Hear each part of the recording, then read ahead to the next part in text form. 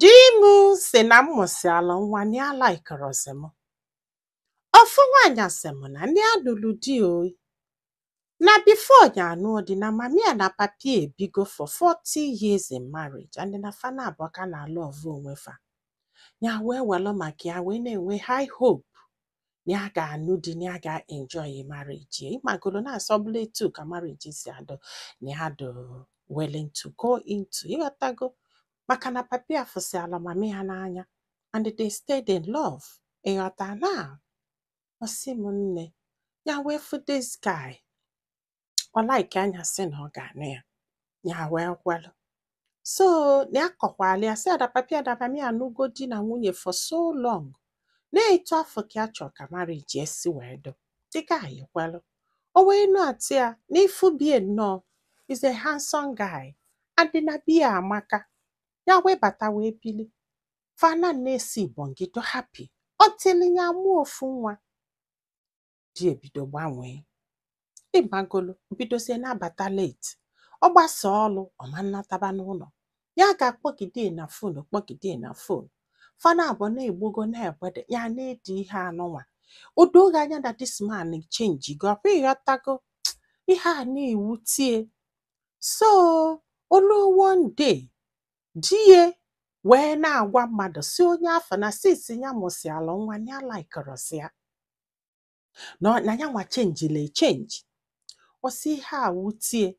Ya eji maka agaba gym. Ịmagolo jila aka dozibekwa onwe. Ịmagolo mebe so many things ka wee reduce yo. Regardless na nwa ya ka dị only 6 months. Just ka wee mete nwoke mma. Oh! Nwoke. Kpakpa ya dukwa ime ọzọ.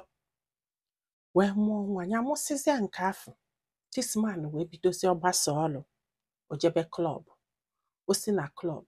Ọ nata ihe dịka 1 o'clock. Ọ bata odinelu na palọ. Ụtụtụ obi n'ego saara ọsasị arụ bịa peki enye jewalụkwa ọlụ. Ihe a ka this man na-emezi na ada afụzi anya. Ọ pụta ọtọgbọli ego n'elu tebụl chawalụ. Ọ sị m nne niile ya wishi na marriage. Kolokolo n'anya otu fancha niile si n'isi ya na-apụ. Na ya mụrụ ife a ga-eme. Ya yọọ nwoke n'enu yọọ nwoke na chaa. Hai! Sị m nne ọkwana ya. Maka na ndị befe na-eme ọfụma na papi na mami a ji ego. Ya wee wee je kọwalụ papi a kọsịalụ papi a. Papi a wee si oke ka tie anya na mmiri ka amala ife na-emenụ. Papi a wee jee n'ụlọ ọlụfa maka na papi a wee delisi wee chọọ a friend be friend ya. Ịmagolo onye na ya na-abụ na ekene ha. Wee jezie the guy wee sị anya jee ka o jegodu jụọ this guy ajụjụ. Ya agwakwana ya na ọnya nwazilie. Mana ya chọọ ka o tepu ihe ọbụla ha kalịrị. The guy wee bido lube di ya nso wee luo one day wee jụbịa ya. Di ya wee sị ya na ya laikịrọzi nwunye.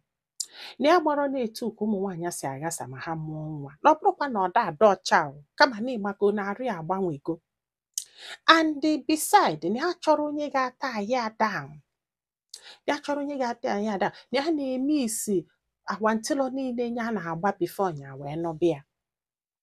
Na ọ bụrụ na ya maalụ na ya ka anụgo nwaanyị by this time. Ọ na-agwa ya willingly o. Makwana mmadụ zitelie o.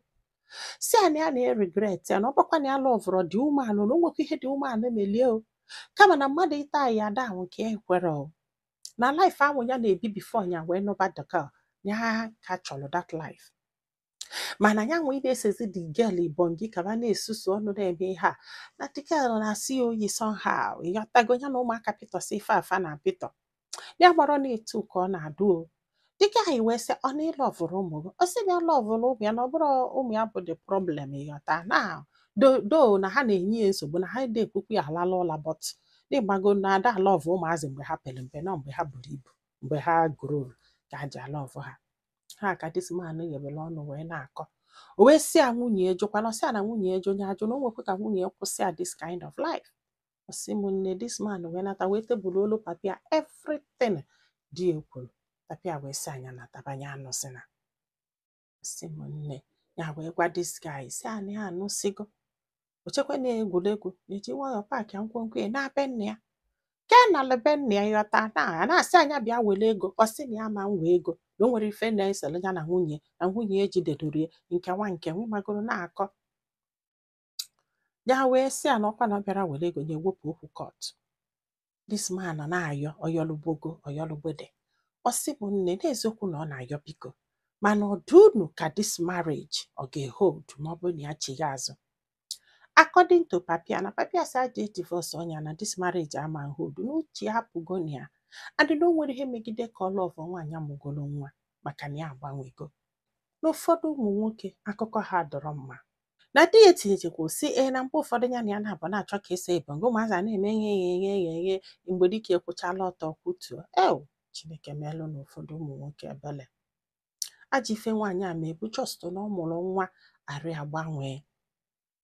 Ese m na this man na ọ bụ kịta na kama bịa jụ na ọ ma ndụ happy n'ụwa ọ na-asị kedu ife melie kedu onye melie. Ọkwa na mmadụ ka ụmụ nwaanyị bụ. Nwa afọ a na-amụ bụkwa afa gị ka ọ na-aza.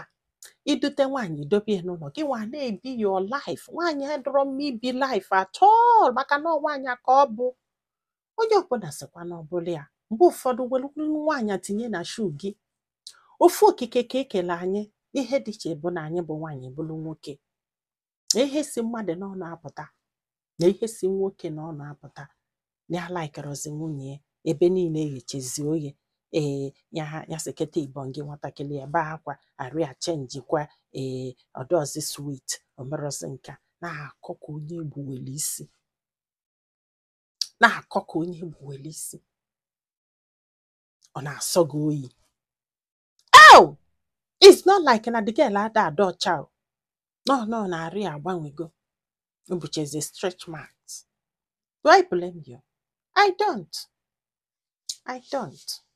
Onwe ife inwe itunye maka na daalụ nọ ka ọ dị n'ụbọchị ọzọ.